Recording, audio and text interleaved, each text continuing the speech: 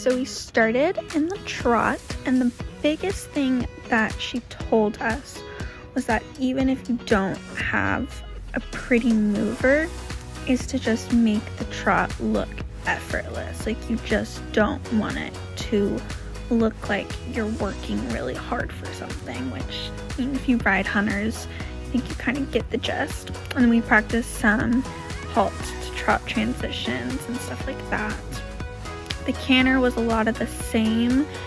She told me specifically that my horse's canter is a little bit unbalanced, so that I just need to overcompensate with that by allowing for a little bit more freedom in the stride. And then I started jumping, and she told me to turn, and I completely butchered the turn. Like, I was not supposed to even slightly turn there.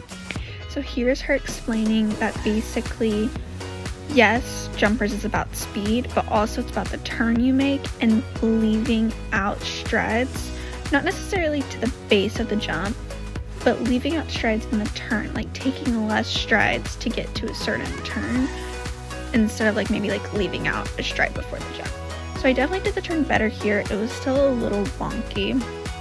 I've never actually practiced turns on CJ before this, so we've definitely, after this clinic, figured out our rollbacks a little bit better, but I really loved the distance to that jump.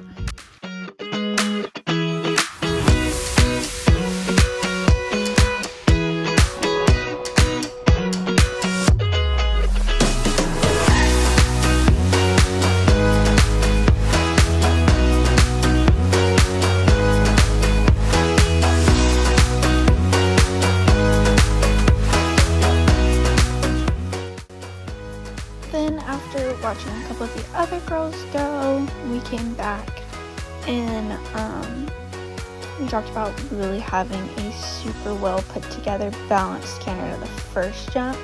And my issue usually is that I put the canter together and then about like a stride or two before I drop him, so he gets strung out.